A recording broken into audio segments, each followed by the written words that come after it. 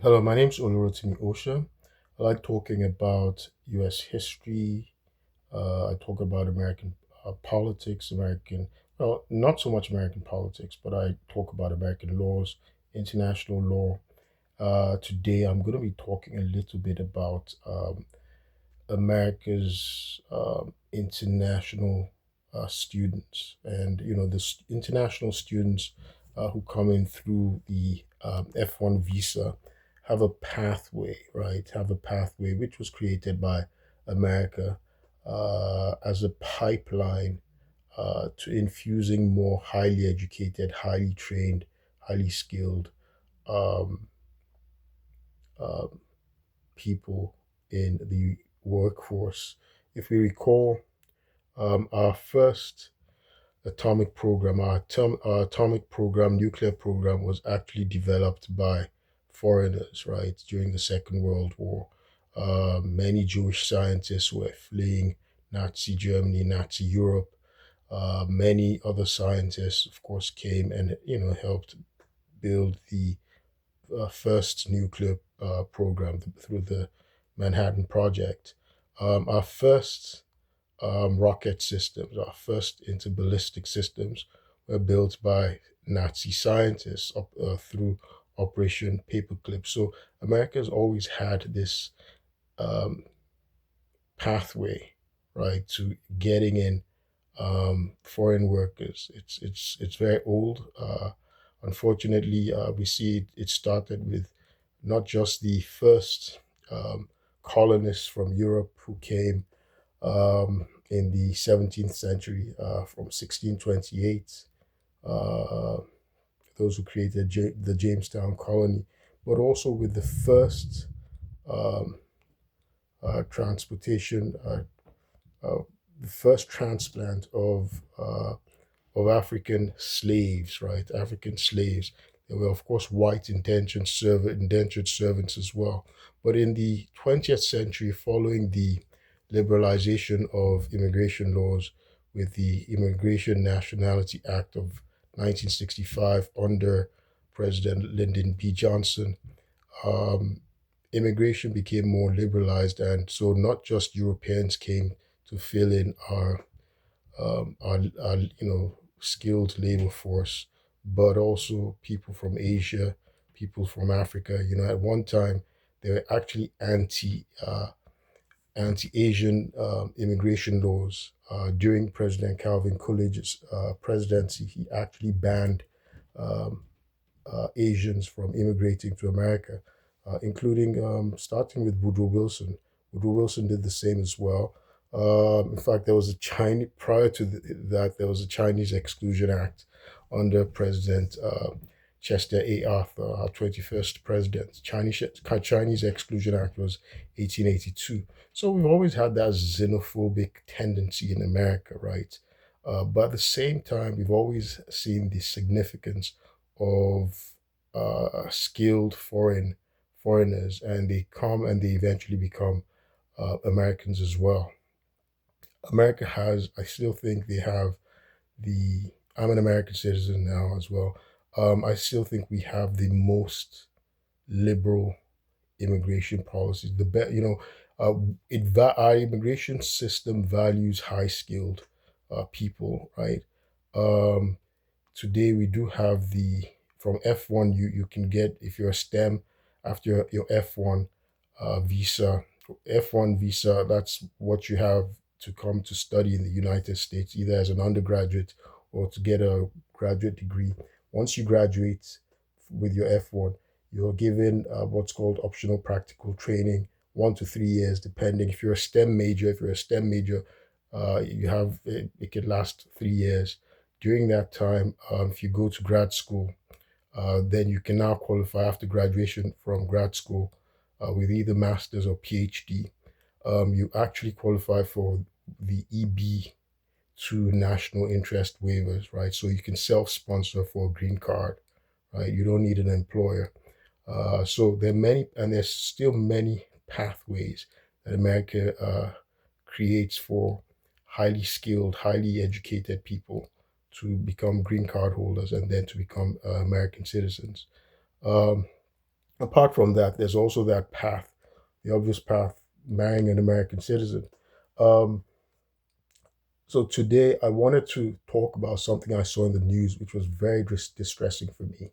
Of course, with the presidential proclamation 10998, which banned, I guess maybe a temporary ban, but it banned temporary visas and F1 visas for nations from from 19 countries. There's a list of 19 countries that have been banned due to national interest, national security, or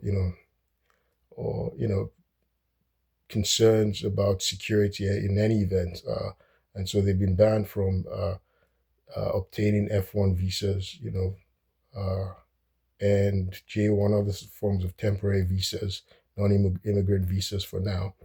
Um, but something I saw in the news that really bothered me this morning the uh, was the arrest of an American citizen. His name's Hisham Abu Ghabi Hisham. He's an American citizen. He's American born. For the double murders of two international students from Bangladesh. They're PhD students. Um, Very young. Only one body has been recovered so far, a male and a female. One of them was his roommate, and the other person, they were both killed, uh, uh, supposedly, at the scene, at the where they resided. Um, so it's very distressing for me. Especially was concerning. It caught my interest because of the school as well, University of South Florida. I have a cousin who actually graduated from University of South Florida, and of course, I went to school in the South as well, in Alabama. And I know I normally talk about American citizens. I'm sorry, I normally talk about American history, American presidents, but one of the things about history is, we want to use it as a barometer, right, as a litmus test to understand, right, to understand what's going on in society right now. And of course, when we go back and we look at the objective of the nation, right, one of the things is that I wanted to be able to do with my analysis, right, as I discuss these things, is to see, are we where our founding fathers planned for us to be? Have we achieved our goal? Of course, we're still a work in progress. And I want to remind us of our Constitution of 1787. Just the preamble, what it says, the objective of the nation. I love the US Constitution a lot, right? That's a reason I continue to study it. Of course, I have a law degree, so it's stuff that I don't get tired of studying, right? We take what's called constitutional law, two courses of constitutional law, at least two courses of constitutional law in law school. You can take more courses if you want. I actually took more. I think I took at least three constitutional law classes, far more than that, because I took a First Amendment class as well. So I enjoyed. Um, I mean, look, I took a lot of constitutional law classes in law school. Um, but I wanted to quickly read the preamble of the Constitution. So just to show how um, you know one can juxtapose the U.S. Constitution with the current state of affairs. Look at the mental states, the the current health status of America.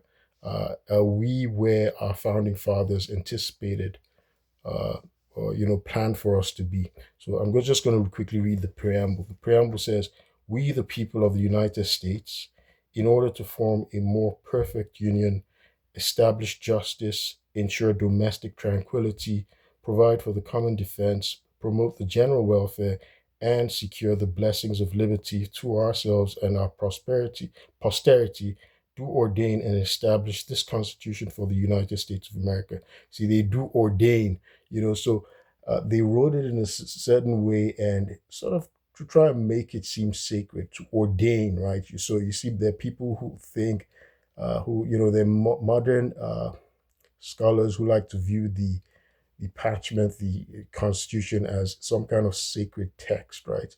You see how they wrote it, because when the founding fathers say they do ordain, right?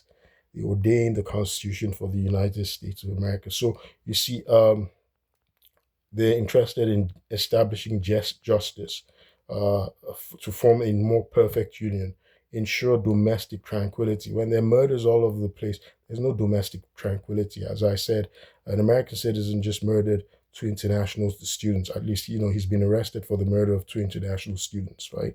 So, to ensure, to promote the general welfare, we still don't have, general welfare. We don't have affordable health care. Um, Apart from healthcare, even our education, right? There's a reason why we keep trying to get a pipeline of foreign students, right?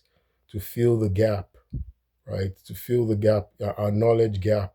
There's a huge knowledge gap in America. Now, when we if we compare, so I like to also check statistics a lot. It's a reason I used to love studying the CIA World Factbook, because it has a lot of comparative geographic data, national data, right? Um, education wise,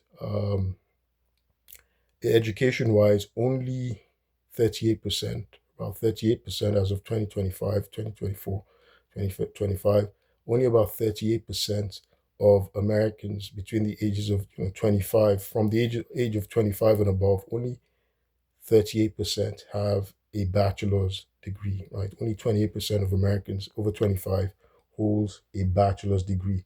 That's very low compared to Denmark, right?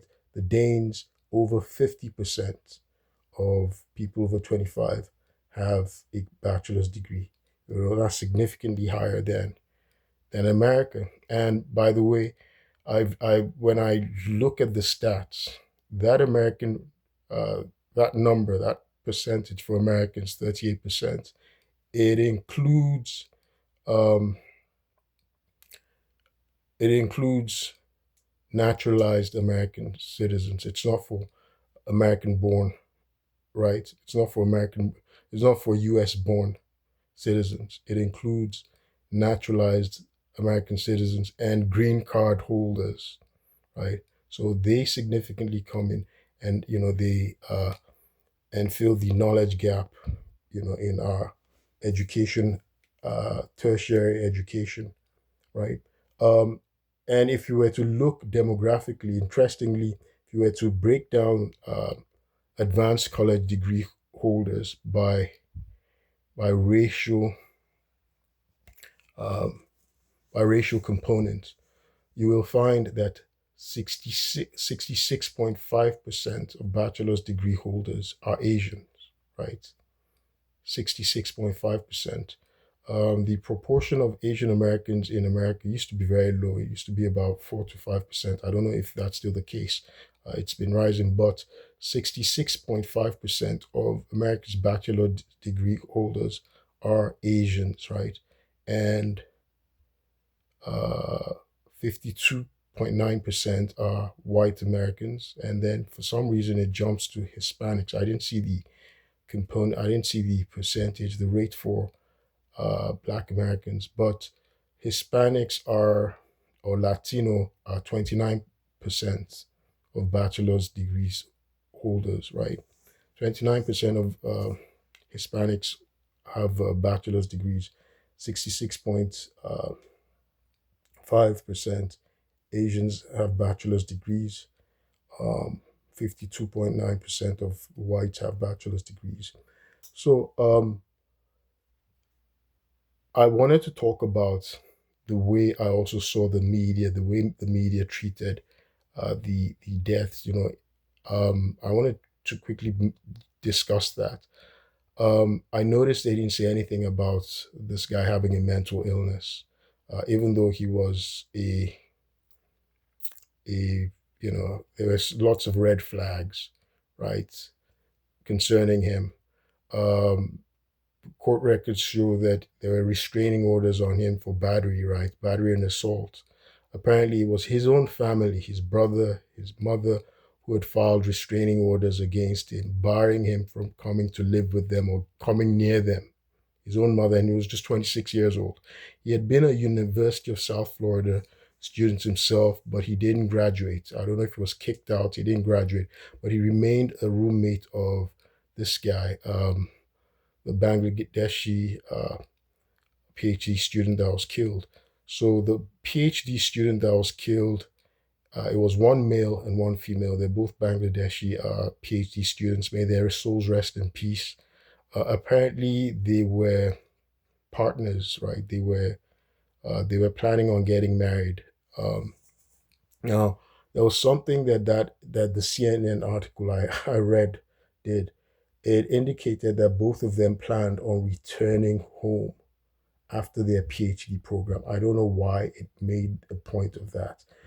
PhD students, F1 students, they don't know they don't know what's going to happen right after their education. Uh, Kamala Harris, if you recall, Kamala Harris' parents were both PhD students. They were both foreign students. They ended up, staying here. They got married. Lots of people, Barack Obama's father had been a foreign and international student. He ended up going back.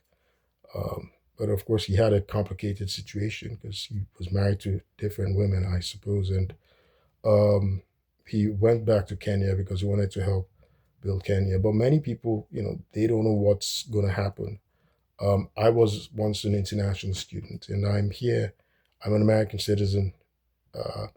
27 years after, I'm still in America. I spent most of my life now in America, and I'm an American citizen. So I don't know why that article had to stress that out. I guess maybe because of the anti-international student, anti-immigrant hysteria, and the fact that this guy, these students, these international students, awesome, both awesome people.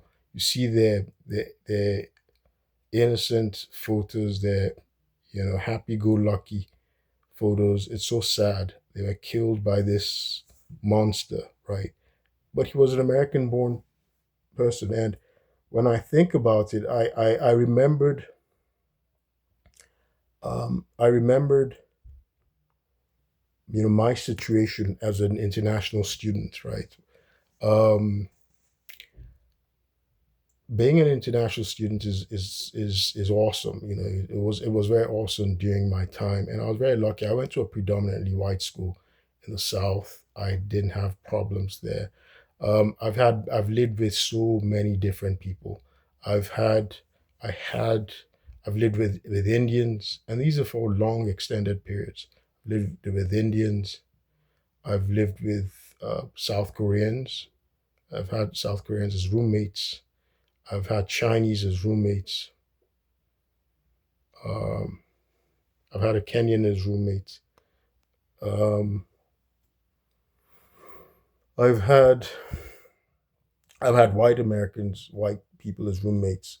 But my white American roommate, his mom was Chinese and his father was a professor in my school. He was a white guy. His father was a white guy. Father was German. Was a German American, and he was a soldier. He was a military guy. I think military people, their kids view themselves as internationals, kind of, because they travel all over the place and they have this global, international, and global worldview. His mom was Chinese, so he grew up speaking two different languages. He's very fluent in Chinese. Um,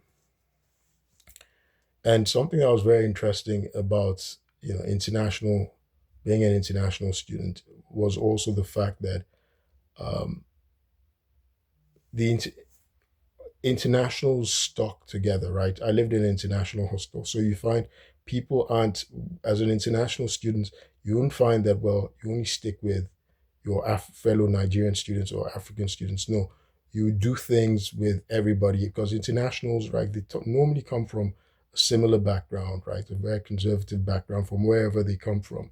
Uh, they differ in terms of nationality, but you tend to find some common ground in worldview. And so you find international students who date each other. I remember seeing uh, an old, an alumni book of Columbia, of international students of Columbia University who ended up marrying each other. And there was this Indian, she's a woman now, and she married. a Nigerian guy, and they live in Nigeria. They have kids, and every now and then they come to New York and they remember how they met as students, right? So you find a lot of international students, dating each other. By the way, something I also wanted to talk about. Um, something that's been making the rounds, the news, something that was, um, you know, uh, in the news was the racist Hispanic police officer who was an ex-marine or something, very racist and using pejoratives on black people and all that stuff. I thought it was interesting that people were commenting on about how she was talking like a black person, like she was a black woman, even though she was very racist and making anti-black, uh, you know, comments. And what something someone pointed out on social media was they wouldn't be surprised if her boyfriend's a black guy. That's typically what happens. That's probably why she talks like that. Her friends are clearly not female black women, right? Because she wouldn't be talking that way. But you'd find that many people especially, women who are racist against blacks, they're very comfortable displaying their racism, even though they're dating a black guy. It's very common. Um, Someone made a comment which I find to be true. Um, Despite being at the bottom of the socioeconomic and power structure in America, right? Uh, if there's a caste system, blacks are definitely at the bottom in America, right? I'm not talking about the outliers who end up who are wealthy or billionaires, no, but to, the proportion of the vast majority of black people at the bottom of the socioeconomic structure, right? Um, Despite that, black men are the only ones who have no problem being able to date women from all racial groups. Black men are the only ones. There are various studies who do this. I'm not doing it to brag or anything. By the way, when I say black, I don't mean black Americans. It includes Africans. For those inverted racists who like to think that maybe black American men are different somehow from Africans, I don't know in terms of attraction. I don't know. That's just an element of inverted racism and delusion. But in any event, you will find that even white men being at the top of the totem pole, um, in terms of socio-political structure and power, um, there's certain black women who wouldn't date white men, right? And I've talked to different black women. The black American women who are my friends. Some have claimed, well, because they've said things, with respect to because of the history of slavery. Now, while no white man that lives today is responsible for slavery or has ever held a slave, short of those psychos, serial killers who have, people in a bunker or whatever, nobody, is responsible for slavery. That's history. That's gone, right? But what these black American women would you'd hear them say sometimes is that, well, they'd feel they're betraying their ancestors who were raped by uh, white enslavers, right? Routinely raped by white enslavers.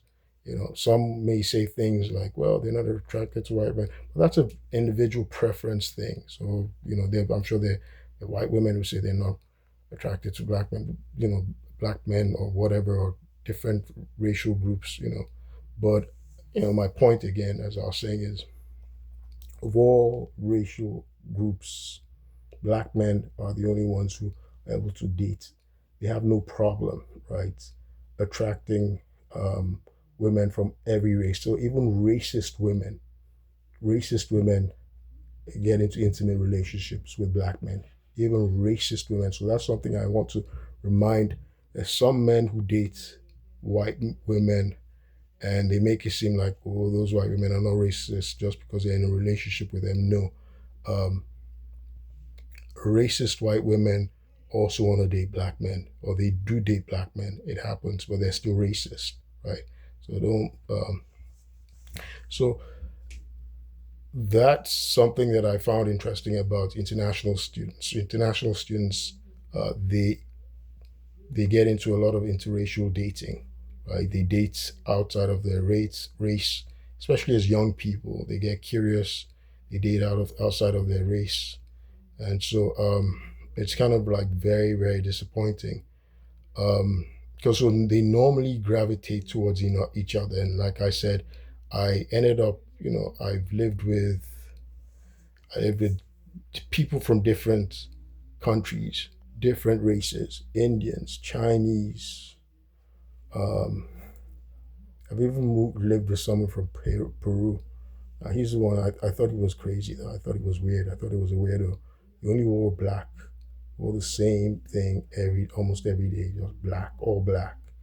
Had long hair. I thought he was the only person I thought was crazy, was weird. So you can imagine international students,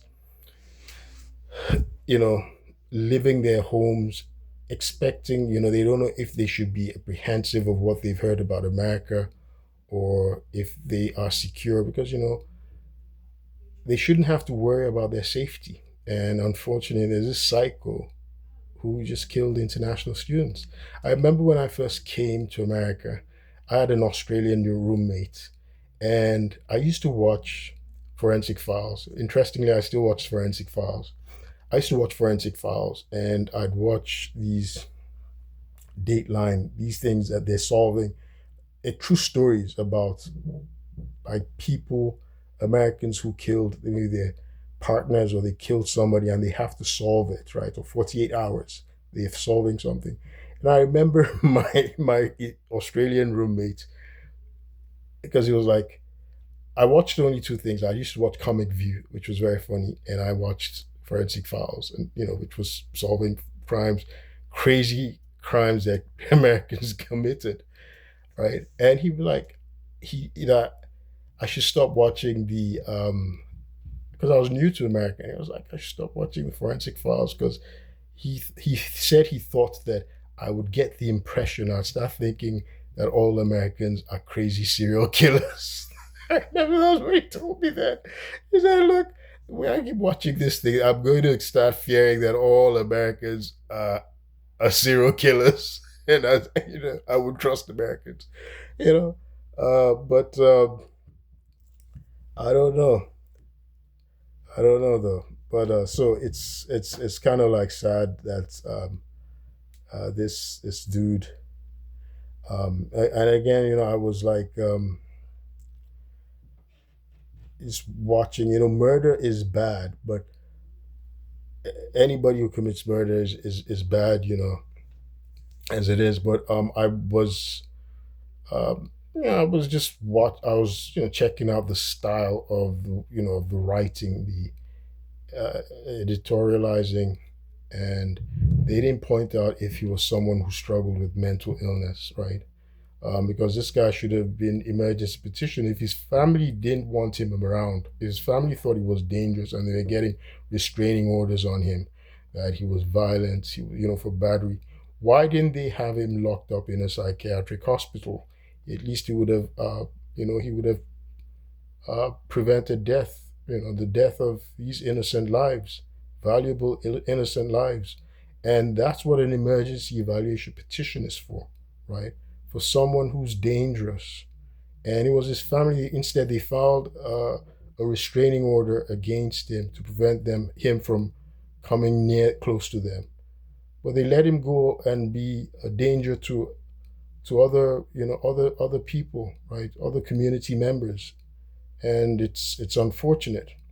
In any event, let me stop this video here. I will continue my discussion, and but again, I wanted to put it out there for Nigerians that look, this is a great time for Nigerians youth to focus on getting the Nigerian government to improve their educational system, right? To improve their educational system so they don't have to uh, come to America, try and look for their dreams, their hopes, all their aspirations in America, a country that's that doesn't want them. It's showing they're racist right now who don't want Nigerians, and there's so much racism that's going on in America right now, so much xenophobia, and we don't know why this guy killed these two people.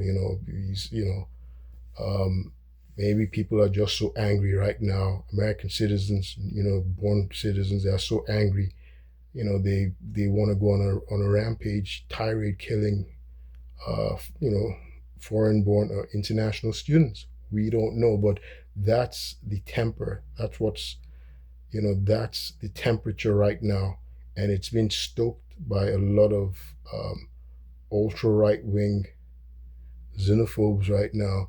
A lot of them are even in the government and the law enforcement, right? People aren't safe. I've talked about how I was framed. I'm an American citizen. I've talked about how I was framed, assaulted in my own home by Montgomery County police officers. It was a hate crime. They did it in collaboration with people I filed discrimination uh, and fraud complaint against at work. These were white people. They were from the South. They have, from investigations, one of them, a white woman, she has family that are part of white supremacist groups. So you don't know what exactly happened. And her father was an ex-Marine. You don't know if he got along with some of his buddies. They're in the Klan. There's buddies that are in the, Ku Klux Klan judges, Ku Klux Klan state attorney, all the Ku Klux Klan uh, cops in Montgomery County, Maryland. They got together and then they framed me and they assaulted me in my home. They swatted me, right? I've talked about the false flag operation they did. So you don't want to risk the lives of your precious loved ones, right, by sending them to America. I remember when I was in Alabama, and there was a Nigerian classmate who had just come, and he was so stunned. And he told me that he's so astonished that when he was in Nigeria and he was coming here, he used to think Americans were geniuses. But now that he's here, right? Because many of us were invariably like top of our classes, right? We do not just because of that, but even when you talk to many Americans or interact with them, and he was like, he thought the average American was not very intelligent, right? They're not the sharpest tool in the box, right? And he was like, why are they why are they leading the world, right? Why are they leading the world? Because they keep attracting people, the best, from other nations to want to. They have the propaganda, the marketing tools to attract the best, not necessarily the best, but bright people from other nations to come and stay here and continue to produce for them. So keep your bright people in Nigeria and improve your educational system. Use your talents to improve your educational system in Nigeria. And don't try and keep coming to America and face racism. You've never faced racism in Nigeria. You don't know what it is. When you come to America, you will see racism, and it's virulent now. There's um, the Hispanic racist cop in Texas, who, it's funny, she was spewing all the racist invectives, but she sounded like a black woman, right? She sounded like a black woman because she's probably sleeping with a black guy. She probably has a black guy, not a bunch of black lovers or something out there. But she hates blacks, calling black people chimps. You don't want to come and be in such an environment. If you're thriving in Africa and Nigeria, you don't care that Americans are racist. You don't care. That doesn't affect you. Japanese people are thriving in Japan. They don't care what Americans do in America today. So that's what Nigerians need to do, or Africans, or whatever, or stay home and build your own nation. You have the resources to build your nation, because you never know. You see uh, these racists that don't have anything going to try and take over other nations, steal their resources. You need to develop Nigeria and be strong. You don't want them to come and try and steal your oil and the God given natural resources that you have in Nigeria. To stay there and develop it and use it for your people. Stop the embezzlers who send their kids uh, abroad. We hear many of the politicians have their kids studying here You need to stop them. You can create a ban so that they stop, taking foreign exchange out of the country, right? And instead use that money to develop world-class institutions, right? And create jobs for Nigerians in Nigeria. My name is Olorotimi Osha. I will keep you posted. Thank you.